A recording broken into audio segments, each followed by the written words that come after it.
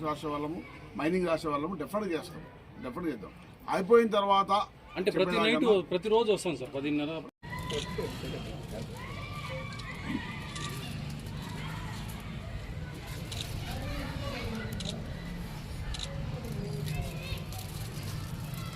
Okay, మీ ఫోటోలో కూడా నాకు కూడా పంపిస్తే ఎవరైనా నాన్ మీడియా పంపించాం. ఎందుకంటే ముఖ్యంగా వీళ్ళందరి పేర్లు వీళ్ళు కమ్యూనికేషన్ అయితే కదా మీరే ఫోన్ చేయగలుగుతారు. ఏదైనా స్మాల్ పోలీసు ఇంకోటి పట్టేస్తారు, మీరే పోలీసు చక్కగా చెప్పగలుగుతారు. మెయిన్ మీకు అందరికీ పరిచయం చేద్దామనే ఈ మీటింగ్. ఎక్కడ చేసిన ఫోటో పంపచ్చు.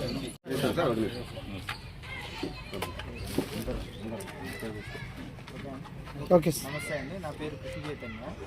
నేను మహాసముద్రం టోల్ ప్లాజా మేనేజర్గా చేస్తున్నాను. సో మేము NHIT అని national highway infra trust company తరఫున మేము పనిచేస్తున్నాం. మేము నెక్స్ట్ 20 years గాను NHIతో కొలాబరేట్ అయ్యి ఈ ప్రాజెక్ట్ని తీసుకోవడం జరిగింది. దీంట్లో టోల్ వసూలుతో పాటు రోడ్ మెయింటెనెన్స్ కూడా నల్గంపల్లి నుంచి నంగిలి వరకు మధ్యలో ఉండే రోడ్ మెయింటెనెన్స్ వరకు అన్నీ కూడా మేమే చూస్తున్నాము. గత 6 monthsగా మీరు గమనించే ఉంటారు, ఆల్మోస్ట్ ఆల్ రోడ్లో కూడా కొంచెం ఇంతకుముందు దానికంటే కూడా క్లీన్లీనెస్ కానీ లైటింగ్ కానీ ఇవన్నీ కూడా అప్గ్రేడ్ చేస్తున్నాం. ఇంకా పర్మనెంట్ సొల్యూషన్స్ కొన్ని తీసుకోవడానికి రెడీ అయి ఉన్నాము.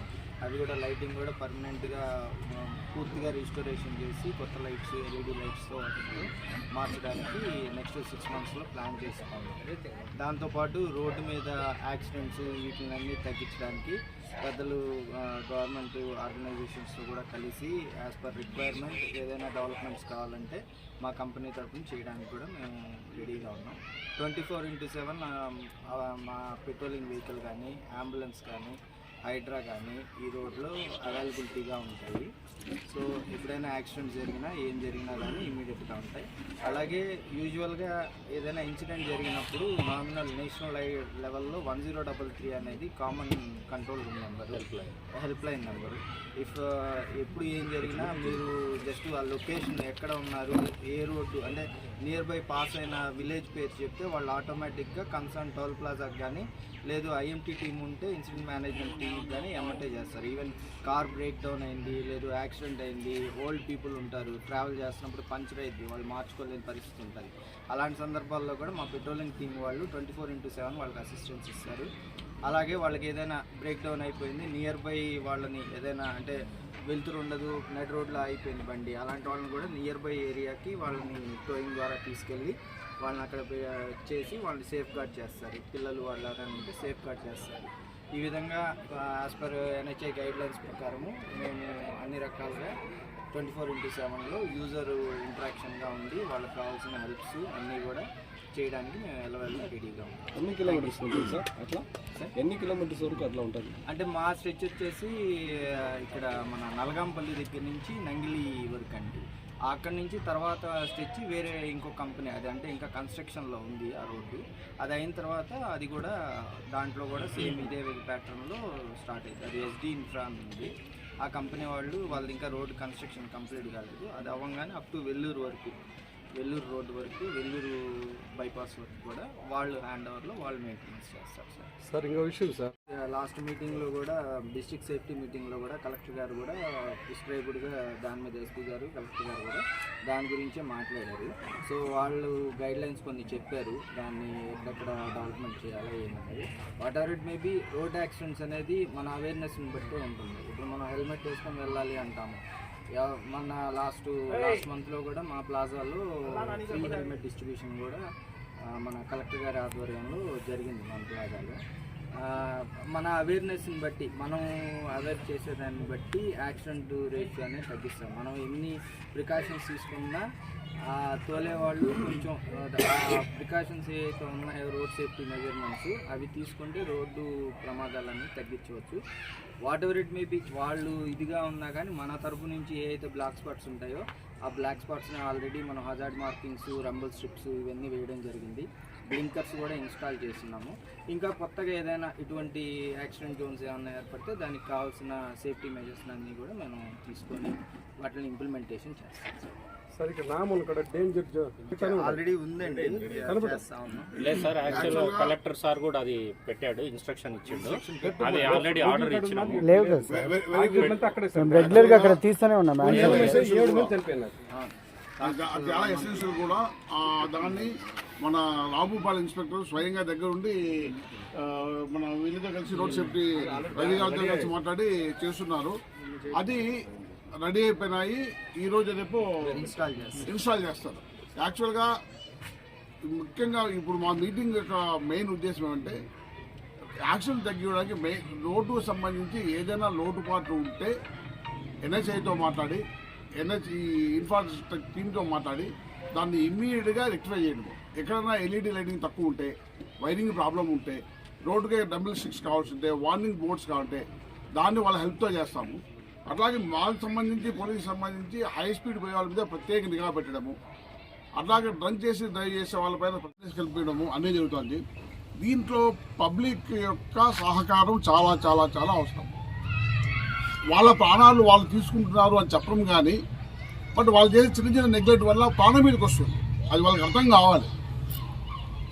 70 కిలోమీటర్ల వేగంతో పోతూ ఒక పక్క సెల్ ఫోన్లో మాట్లాడుతుంటారు. రోజు మనం చెప్తూనే ఉన్నాం, రైడ్ చేస్తూనే ఉన్నాం. బట్ సెల్ రింగ్ అయిన ఒక్క క్షణము ఆగడానికి కూడా ఓపిక లేదు జనాలు. వెంటనే రెస్పాండ్ ఇస్తున్నారు. 70 కిలోమీటర్ స్పీడ్తో పోయడానికి యాక్సిడెంట్ కావడానికి ఒక 2-3 సెకండ్లు చాలు. 2-3 సెకండ్లో మినిమం 8 to 9 మీటర్స్ ముందుకు పోతుంది వెహికల్.